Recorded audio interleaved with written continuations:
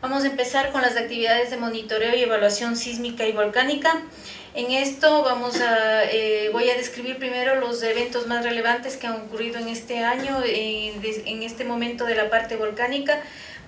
En el año 2017 el volcán Reventador tuvo un episodio de actividad más intensa que la que ha venido teniendo este volcán, que fue entre el mes de julio y noviembre, en donde se generaron numerosas explosiones más de las habituales, seguidas por flujos piroclásticos y hasta un flujo de lava que bajaron principalmente por el flanco noreste del volcán, noreste del volcán.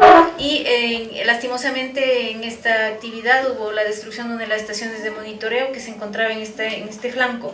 Esta actividad estuvo también acompañada por columnas de emisión variable con contenido de ceniza alto, con alturas que no sobrepasaron el 1.5 kilómetros, por lo cual no se tuvo problemas de caída de ceniza hacia el interior del Valle Interandino. Hubo algunos reportes de caída de ceniza en la zona del Chaco y también en Lumbaqui. A raíz de toda esta actividad y en general durante todo el año, en este caso del volcán El Reventador, se emitieron 5 informes especiales, 365 informes diarios, 218 IGs al día y un IG al instante. Estos dos últimos tipos de informes representan paquetes de noticias cortas que indican lo que está ocurriendo en ese momento y la actividad relevante del volcán. En el caso del volcán Cayambe, Cotopaxi y Tungurahua, los tres tuvieron una actividad baja. En general no había anomalías en cuanto a actividad superficial tampoco. En estos volcanes, para el Cayambe se emitieron dos informes especiales, especialmente al inicio del año, debido a que se tenía la continuación de la anomalía presentada en el 2016. Luego se presentaron 3 informes mensuales y 41 semanales. En el caso del Cotopaxi se emitieron 365 informes diarios, 6 informes de ocurrencia de lahares secundarios pequeños que después de la erupción del 2015 han sido habituales en el volcán. Se presentaron 15 informes semanales, 365 IGs al día y 91 IG al instante. En el caso del volcán Tungurahua, cabe resaltar que con la actividad baja que tuvo, la Secretaría de Riesgos decidió bajar el nivel de alerta del volcán a blanco. En este caso se reportaron un informe especial, 350 informes diarios, 90 IGs al día, 150 IGs al instante, 90 IG al instante, 150 IGs al día y 51 informes producidos en el observatorio del volcán Tungurahua. En cuanto a la actividad del volcán Huayllay, tanto la actividad interna como externa sigue siendo baja. En agosto del año 2017 se volvieron a presentar una serie de enjambres sísmicos que eran habituales antes del sismo del 16 de abril. En este volcán no se emitieron reportes durante el año 2017. En el caso del volcán Chiles de Cerro Negro, la actividad tanto interna como superficial sigue siendo baja en el caso de interna y nula en la parte superficial, y no se emitieron ningún reporte. Cabe recalcar que el año pasado la actividad en las Islas Galápagos fue más importante. En este caso tuvimos la erupción del volcán La Cumbre, la isla Fernandina, que ocurrió el 4 de septiembre, que entró en erupción. Estuvo antecedida por un enjambre de sismo que duró unas pocas horas antes de que se destape la erupción, y esta duró 3 días nada más. Estuvo acompañada por una abundante cantidad de gas volcánico, vapor de agua y flujos de lava que se generaron una fisura interna de la caldera, y los cuales descendieron por los flancos sur y suroeste y no llegaron al mar. En el caso de otros volcanes que tuvieron también anomalías sísmicas fueron el volcán Cerro Azul y Sierra Negra. El 15 de febrero hubo un incremento de la actividad sísmica en el volcán Sierra Negra, con numerosos enjambres que se ubicaron en el sector de este volcán. El 18 de marzo se generó un nuevo enjambre, observándose que la actividad migraba hacia el Cerro Azul. Después de un análisis que se hizo con INSAR, se pudo observar que había una deformación importante en el volcán Cerro Azul, que sugería el ingreso de material magmático con un volumen estimado entre unos 20 a 40 millones de metros cúbicos. A partir de abril la actividad de esta zona decayó y no llegó a generarse ninguna erupción. Sin embargo, en octubre del año 2017 el volcán Sierra Negra comenzó un nuevo enjambre con un sismo de 3.8 que fue sentido por algunas personas de la zona y la misma actividad que continuó hasta diciembre. Se observó deformación también importante, inflación en el interior de la caldera de Sierra Negra, con una tasa similar a lo que se observó en una erupción en el 2005. Toda esta actividad, sin embargo, hasta el fin del año 2017 y hasta el presente no ha generado todavía una erupción ni manifestaciones superficiales en el volcán. En el caso de la actividad de Galápagos se emitieron 6 informes especiales. Con respecto a la actividad de evaluación, monitoreo y evaluación sísmica, en el año 2017 se generaron o se logró localizar más de 5.000 eventos con magnitudes entre 2 y 6 grados.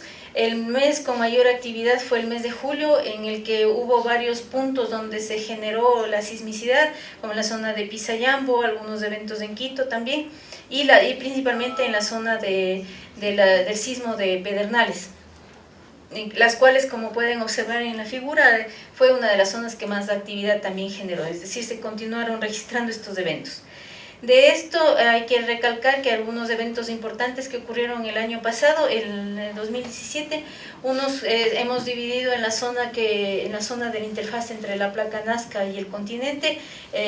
Se acaban de resaltar los sismos del 10 de enero, de 5.2 ubicado en Muisne, el 31 de enero de magnitud 5.4 en Atacames, 30 de junio el de 6.3 frente a Jama, que fue el más grande del año 2017, el 11 de julio de 5.7 en Atacames, el 3 de diciembre de magnitud 6 en la zona de Bahía de Caracas.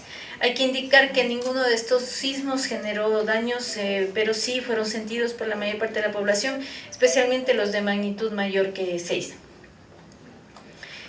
Por otro lado, las fuentes corticales, es decir, todas las fallas internas en el continente, generaron 2 sismos. El 18 de abril, un sismo de magnitud 6.1 que fue sentido en el Puyo, es una falla inversa ubicada hacia la zona oriental. El 14 de julio, un sismo de 4 cerca del volcán Chiles, que fue sentido por la población en la zona y también en algunos pobladores de la zona de Colombia. Y hubo 2 sismos que son importantes de recalcar, que son asociados a la parte más profunda de la zona de subducción, que ocurrieron el 17 de noviembre y el 28 de noviembre con magnitud de 5.2 y 5 bajo o cercano de la ciudad de Guayaquil, los cuales pues generaron bastante inquietud en la zona, pero afortunadamente no provocaron daños de importancia.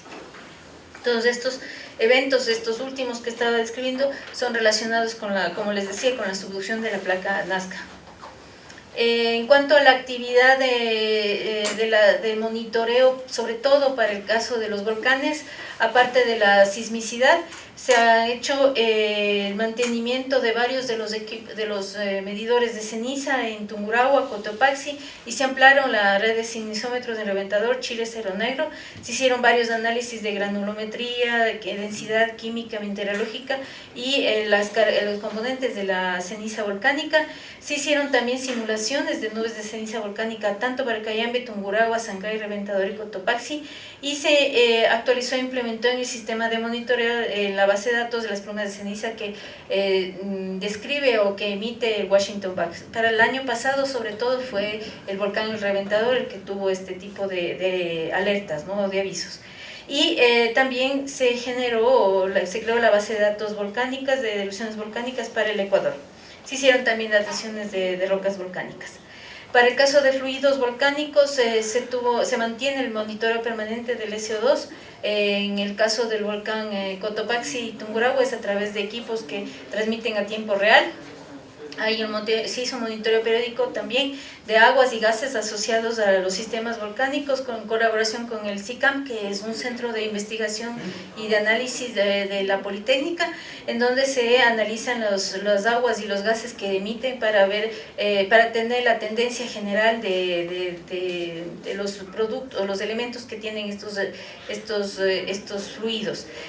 También hay que recalcar que el año anterior se organizó el 13º workshop o taller de gases de la Comisión de Gases Volcánicos del IAGSI, que fue muy exitoso y que se desarrolló en algunos volcanes del país. Aquí tenemos un ejemplo de la zona de minas de azufre en Galápagos, y donde se hicieron muchas actividades de campo y también hubieron actividades de oficina, sobre todo con la presentación de informes y documentos que hicieron los investigadores que vinieron para este workshop.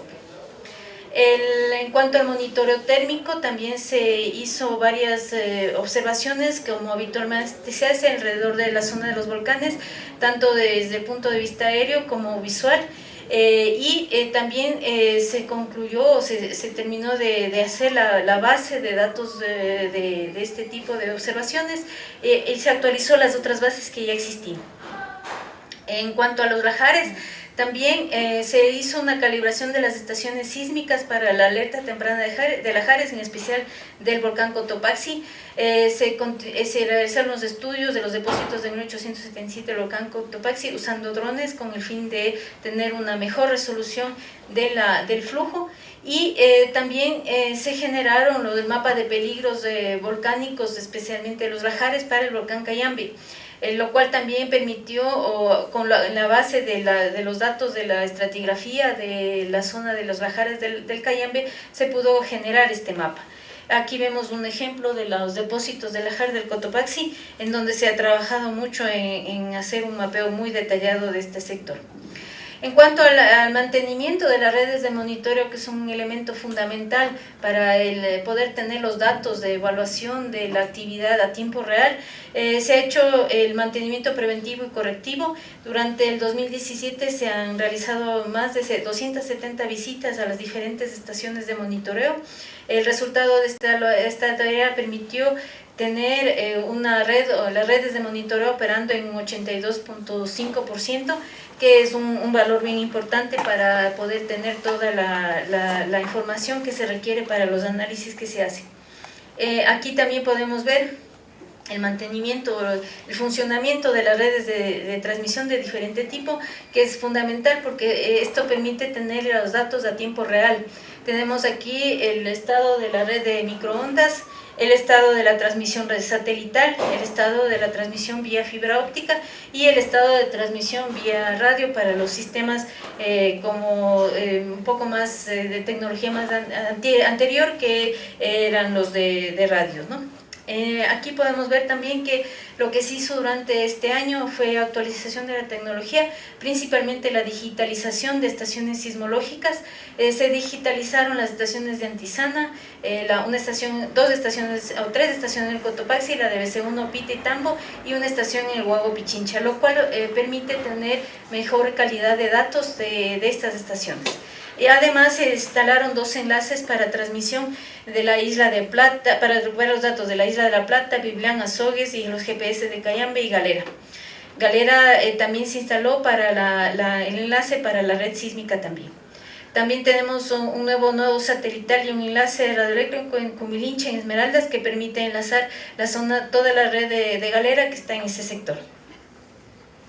Por otro lado, también se rehabilitaron 2 declinómetros en el volcán Cayambe, se instalaron nuevas estaciones, una estación DOAS y GPS en el Cayambe a raíz de la actividad que tuvo a fines del 2016, y también se instaló la estación acelerométrica de Pedro Cargo. Por otro lado, también se logró tener un desarrollo tecnológico interesante, muy importante, que por un lado son los arreglos de sensores sísmicos para la detección de lahares en el volcán Cotopaxi, que están basados en un data logger con el FPGA Spartan 6. El prototipo y el diseño ya están, más que nada, el prototipo ya está instalado en el volcán Cotopaxi desde marzo del 2017, y está el momento en la recolección de datos, análisis y la elaboración de algoritmos para determinar las características de la afectación que puede tener la recepción de información aquí en el centro de observación. Entonces, como es un prototipo, estamos en procesos de prueba, de adecuación, pero hasta el momento tiene muy buenos resultados. Por otro lado, también se está desarrollando un sistema de adquisición de datos sísmicos basado en FPGA. al momento tiene un avance del 80%, este va a permitir, está en proceso de la adquisición, digitalización y sincronización de GPS y al momento falta la transmisión y almacenamiento de este digitalizador. Por otro lado, también se trabaja las actividades de infraestructura tecnológica, sobre todo se ha trabajado en el interior del IGE para brindar un mejor servicio en cuanto a transmisión, uso de datos internos. Ha habido en caso del cableado, ha habido un crecimiento por 10 al nivel de usuario de 100 megabytes a 1000 megabytes también se ha trabajado, se ha aumentado la capacidad y a nivel del core también se ha subido a 10 veces la capacidad que teníamos anteriormente con el uso de la fibra óptica. También se ha mejorado la capacidad inalámbrica del movimiento de datos, tal como ustedes pueden ver en la figura. Por otro lado, se trabajó mucho sobre diferentes tipos de bases. Tenemos las bases relacionadas que permite trabajar sobre los datos que se tienen de la actividad tectónica, volcánica, también del sistema de adquisición de datos, de otros sistemas también que permiten la adquisición de datos, y también se ha trabajado en bases de datos geográficas para poder tener información útil y manejar los datos geográficos que se tienen en el instituto. Las herramientas para análisis y visualización de datos también se han mejorado al tener varias aplicaciones como ArcGIS, con el uso de la página web, Excel, MATLAB, Power, Cephi, Swift, ShakeMaps y los sistemas SAM. A continuación, unos ejemplos de los productos que se han generado, como con el sistema ArcGIS, que ha permitido también poder tener modelamiento en 3D, como el que vemos en la figura, y permite también tener visualización y análisis de los datos en mapas que pueden ser muy interactivos también.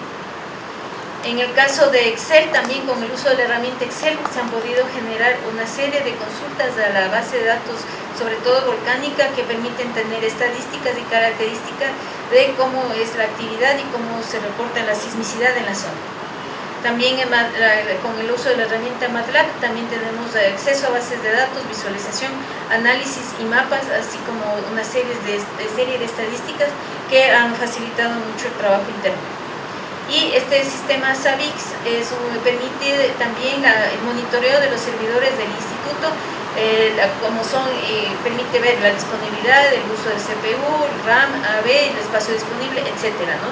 Y que es un elemento muy importante para poder controlar y trabajar con los datos que se tienen. Y otro de los ejemplos es ya se logró automatizar el ShakeMap. El ShakeMap es una herramienta que permite construir un mapa de intensidades basada con el uso de la instrumentación que tenemos en el campo, y da un primer reporte rápido de cuál es el valor de intensidad que se registró en la zona. Al momento está todavía en proceso de calibración, ya que se necesita revisar todos los datos de las estaciones acelerométricas que usa el sistema, pero ya podemos, hasta el momento ha tenido muy buenos resultados en cuanto a la evaluación de intensidades rápida del sistema. Esta es una aplicación que se tomó del Servicio Geológico de los Estados Unidos y que está ahí. Posiblemente en este año lo pongamos ya a disponibilidad del público. Por otro lado, el sistema de administración y monitoreo de actividad sísmica y volcánica es un aplicativo que se desarrolló aquí en el instituto, que permite gestionar y visualizar los parámetros de operación del monitoreo sísmico y volcánico. Es un sistema mantenible, escalable y parametrizable, y cuenta ya con 47 opciones agrupadas en 12 módulos que están distribuidos con 8 roles diferentes. Contiene una base de información que el sistema nos va a permitir, o nos ha permitido hasta el momento, tener un eficiente manejo de todos los datos y de todas las redes que tenemos en el campo, que al momento suman como 500 puntos de monitoreo. Entonces el sistema lo que nos está permitiendo es poder obtener una información real y oportuna de qué es lo que está pasando con todas las redes de monitoreo, saber el equipo dónde está y cuáles son los trabajos que se deben hacer en el campo para poder mantener todas las redes. Por otro lado, hemos hecho varias actividades de extensión. Las actividades de extensión han estado enfocadas principalmente a responder la demanda del público. Hemos hecho 98 entrevistas en radios y canales de televisión, también algunas de aquí en el instituto. Se han generado 13 charlas de capacitación fuera del instituto, 2 de capacitación aquí en el instituto. Se han tenido 33 visitas de colegios o unidades educativas con un promedio de 20 estudiantes cada una. Se hizo el lanzamiento del personaje institucional que está en la figura y junto con el personaje se prepararon varios documentos de capacitación y de divulgación para poder transmitir hacia la población y hacia las autoridades. Con la aplicación Sintió el Sismo se generaron varios de los informes de intensidad y se recibieron más de 10.000 respuestas en el 2017 sobre la actividad sísmica o cómo sintieron la población. Por otro lado, a raíz del sismo de México, en octubre, fuimos invitados por el CERESIS y UNESCO a hacer un reconocimiento de los daños del sismo en la zona de Puebla y Morelos, y eso se participó en este periodo. Se generó un informe también de las observaciones realizadas, sobre todo en cuanto a la infraestructura que se dañó durante este sismo. Por otro lado, las redes, el manejo, el envío de información o las consultas que hemos tenido en la página el año pasado tuvimos alrededor de 16 millones de consultas, con un total de usuarios únicos para las redes sociales de 1.348.000. Para Facebook tenemos 837.000 seguidores continuos, Twitter 951.000 y YouTube 3.000 suscriptores, lo cual es un buen nivel de consulta y observación que tiene el instituto dentro de lo que es de redes sociales. Por otro lado, las actividades de investigación, que es otro de los puntos relevantes del instituto, dentro de del proyecto REMAKE, que es un proyecto que tenemos con la cooperación francesa, se instalaron por un lado 20 estaciones sismológicas en Quito, con el fin de hacer la evaluación de la estructura de la cuenca de Quito. El proyecto también permitió instalar otras 7 estaciones en la zona entre Bucay y Puná, para poder evaluar la zona el sistema de fallas que pasa por ese sector, y también se retiró la red temporal de la zona del sismo de Pedernales, que estaba recolectando los datos de las réplicas, que bueno, hasta el 2017 todavía eran muy importantes, y estos datos ahorita están siendo ya evaluados, están siendo integrados para luego ser usados por los países que participamos en el despliegue de esta red, que son Francia, Estados Unidos y Reino Unido y Ecuador, obviamente. ¿Qué otras actividades también se hicieron de investigación? Se hicieron la producción científica que se generó en este año, fue 19 artículos científicos de revista clase A, 15 resúmenes en congresos científicos nacionales e internacionales, una tesis doctoral y 2 tesis de pregrado. En cuanto al resumen del estado financiero, podemos decir fundamentalmente hemos manejado dentro de la unidad del manejo administrativo y financiero 2 proyectos, un proyecto que tiene un monto de 426.736 y un proyecto de decreto ejecutivo y autogestión, y los proyectos de decreto ejecutivo y autogestión que suman $513.000. De esto se ha ejecutado todo lo que es del decreto ejecutivo y autogestión, 83.8%, y los proyectos en la ejecución del año pasado fue del 89.9%. Eso es en resumen de las actividades que hemos cumplido como instituto durante el año pasado. Si hay alguna pregunta, alguna observación, pues está abierto el canal para que ustedes los hagan, y en los próximos días responderemos a las preguntas que el público lo quiera hacer. No sé si alguien aquí desea alguna pregunta adicional.